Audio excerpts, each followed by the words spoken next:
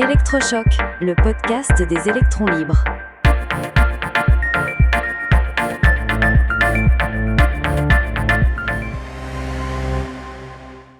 Sécurité sociale, l'Europe au banc d'essai. Aujourd'hui, nous allons nous plonger au cœur de nos systèmes de protection sociale, ces piliers construits après-guerre et qui sont aujourd'hui confrontés à d'immenses défis. Absolument, Max. On parle de vieillissement de la population, de tensions sur les budgets. L'espérance de vie moyenne dans l'Union européenne frôle les 81 ans, ce qui est une excellente nouvelle, mais ça nous oblige à repenser complètement la manière dont on finance la santé et l'aide aux personnes âgées. C'est fascinant de voir à quel point les approches varient d'un pays à l'autre. On a d'un côté les pays nordiques qui financent tout par l'impôt pour offrir des services universels très larges.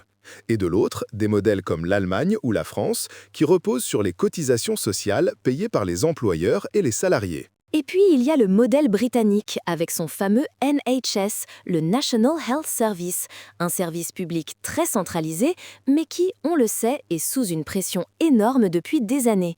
Chaque modèle a ses forces et ses faiblesses. Parlons de la France, justement.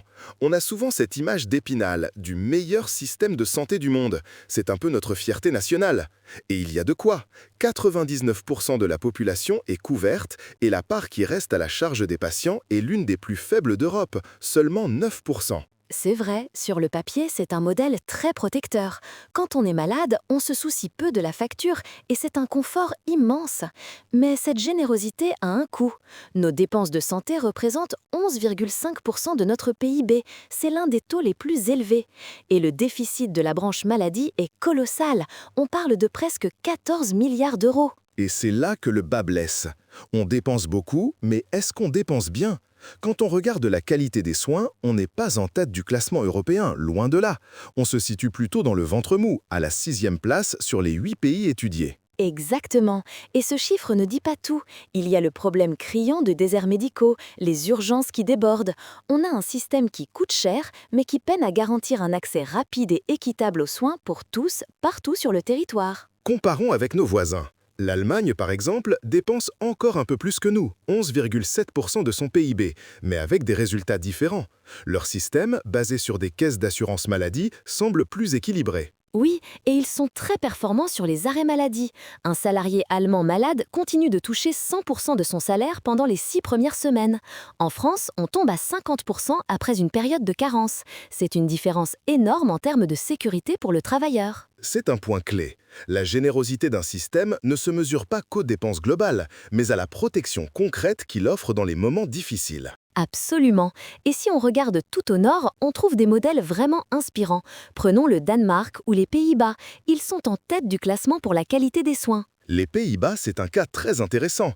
Ils ont un système d'assurance privée obligatoire, mais fortement régulé par l'État.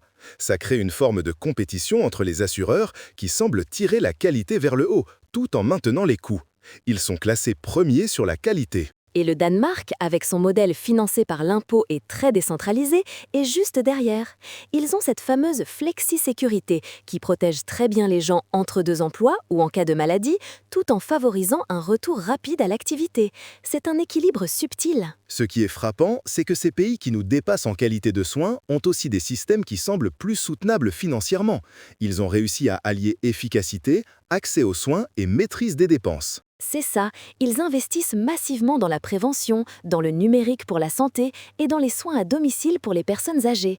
La Suède, par exemple, consacre 3,4% de son PIB aux soins de longue durée. C'est plus du double de la France.